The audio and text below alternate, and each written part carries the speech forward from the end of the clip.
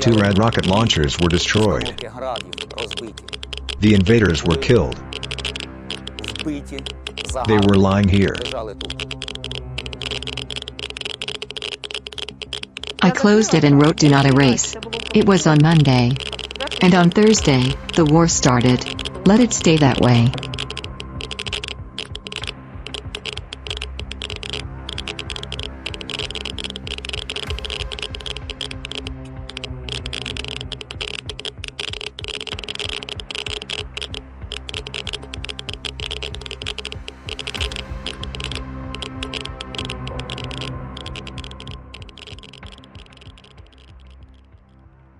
Since the first days of the full-scale invasion of Ukraine in February 2022, the Russian army has been deliberately destroying Kharkiv's educational institutions. We had schools, kindergartens, universities. 15 schools in the city and region have been irretrievably lost. This is Vasyl Nazarovych Karazin National University. It is the most famous higher education institution in Kharkiv and Ukraine. It was heavily damaged during the Second World War. During the current war with Russia, the university ranks first among the most affected universities in Kharkiv region. The university has many damaged buildings. The most damaged building, for example, is this building on the street of the myrrh-bearing women. It is the economics and the tourism business faculty that was completely burnt to the ground. Our university sports center on the Otakar Yarosh Street was badly damaged. There were direct hits. We have bases of different faculties: biology, geography. When the Russian occupiers were in the region, they stole everything they could after they came there and took it away. The total losses amount to about 3 billion hryvnios. Serhiy Litovchenko devoted 40 years of his life to Karazin University. From a student to a head of the department, he spent most of his life in this building.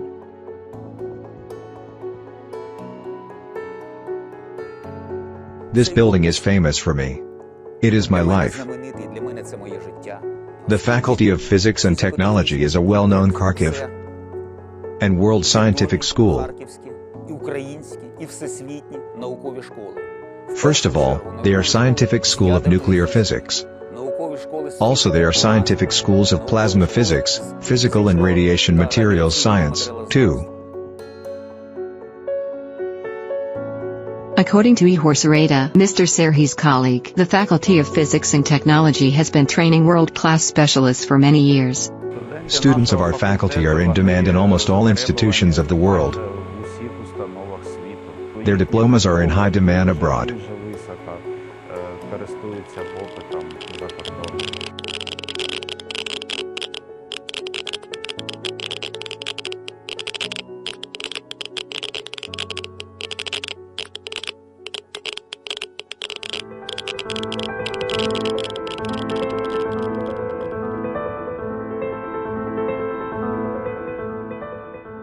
Almost from the first day of this Russian invasion, we felt what it was like. The first hits of Russian shells and missiles into this building occurred on 25th of February. And about 3 to 4 days later, the first photos of broken Russian equipment appeared on the road here. 2 Rad rocket launchers were destroyed. The invaders were killed. They were lying here. There was snow. But the fire first destroyed a significant part of the building. And then in March 2022, there were several direct hits by Russian missiles and Russian shells, which led to significant destruction of the northern part of our building. Ina Fonzieva, a lecturer at the faculty, got into the building of the physics department after the first shelling. She had no doubt that it was a Russian attack, but she was shocked by the amount of damage, like her colleagues. The door was smashed in. It was such a shock for me to find all the doors open. because the wave just blew them out. Some of them were bent. We actually had 3 holes in the roof there. One was above the gym, one was above the optics, where it leaked, and one was here. It's big enough.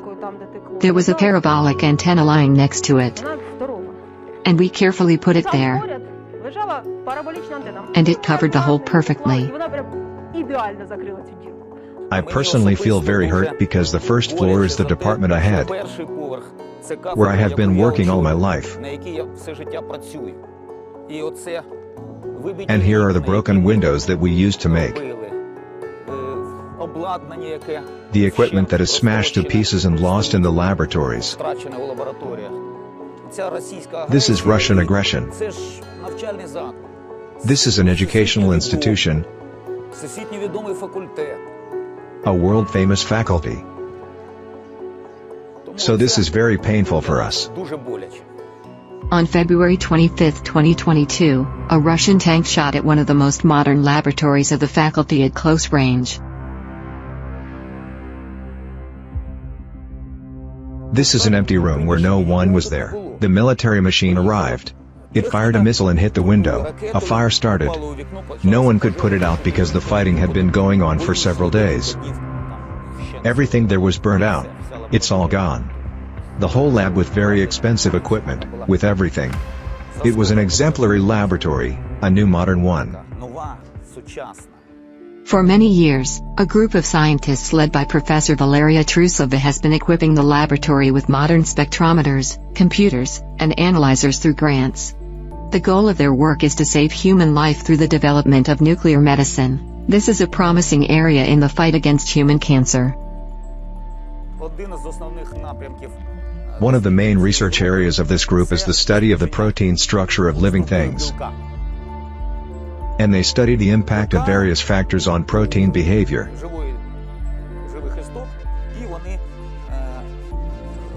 On diseases, how it affects a particular state of various diseases, including human diseases. We know that today one of the key issues of human development is the preservation of human life. And this is the first laboratory here that was aimed at this very thing. It is protection of life, and also helping people, and fighting against diseases. The fire, days of shelling, and water flooding the building through the missile-damaged ceiling have already destroyed millions of hryvnias worth of unique equipment. Some of the devices were taken to a safe place, but most of the equipment is beyond repair. We will have to restore everything from scratch. Such scientific instruments require a certain, very careful attitude and certain storage and operating conditions. Scientists are trying to save the surviving devices, but some of them are simply impossible to transport. These are such large devices.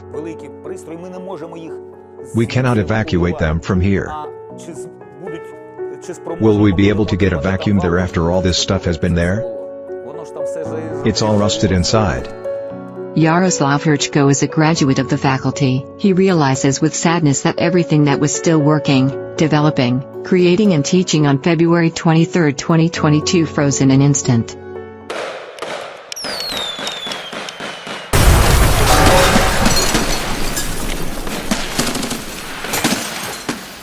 There are empty corridors and orphaned classrooms.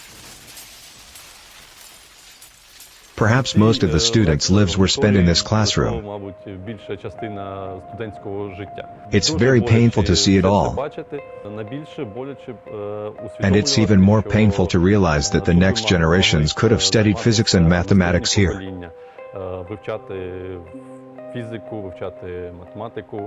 Now, unfortunately, they don't have this opportunity.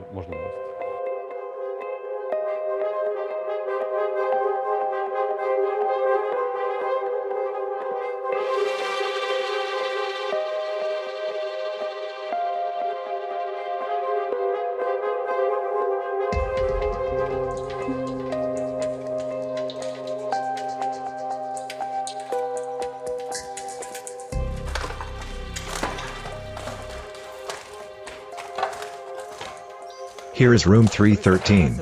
You see now all that we saw. It's all fallen down. Half the ceiling is here. You can see everything.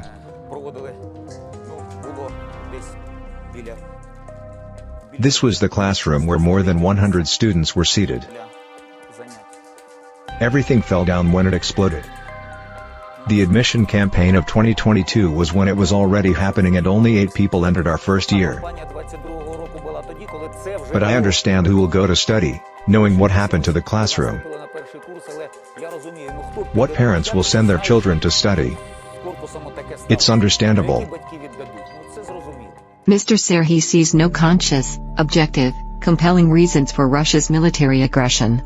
Therefore, he recalls without nostalgia the times when his Russian colleagues showed signs of civilized scientific communication. For many years, we cooperated with many scientific organizations and institutions around the world, including Russian ones. We had a normal scientific understanding, we helped each other. And what is now? Now I read from Russian colleagues whom I have known for many years that we are cattle.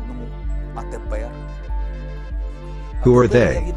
They are Russian professors, doctors of sciences, who say that we tried to annihilate the Russian language. I was born in Kharkiv. I have spoken Russian all my life. But I was taught Ukrainian at school and I can still communicate in Ukrainian today.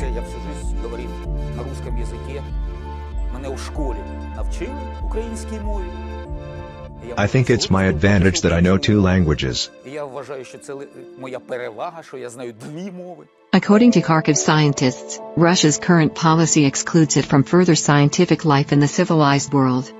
There should be no place in it for a state that has organized genocide in a neighboring country. Science will do without Russian scientists, because it is done quite well before. World science needs young people. We are raising them, we are somehow teaching them here. The rectors of those higher education institutions signed a document that was sent in favor of the war. When people tell me that science and war are different things, I tell them, they are the same things now. Russian scientists have gone to the dark side, as my students say. I don't know how we will continue to communicate with Russians. With Russian scientists, for example, or with students from Russia. I don't know. I don't want to communicate with murderers. I do not want to communicate with criminals. I do not want to communicate with people who demonstrate in their activities absolute signs of genocide and rejection of other people. We are all Ukrainians. The fact that children, women, the elderly people from Ukraine who have nothing to do with the army or weapons are being killed here is barbaric. This is Russian barbarism. Watching the Russian army ruthlessly destroying Ukrainian infrastructure, Mr. Serhiy suddenly realized how Ukrainians differ from Russians. Everything that was done in this building, everything that my colleagues and I did was aimed at making people's lives better. At making people live longer. At making people live happier. And what did we see? What for our Russian neighbors came here?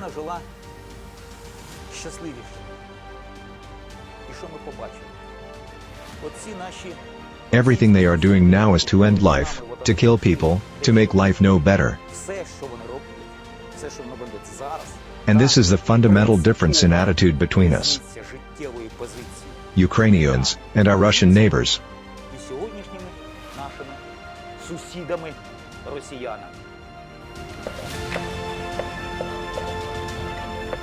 Ну так.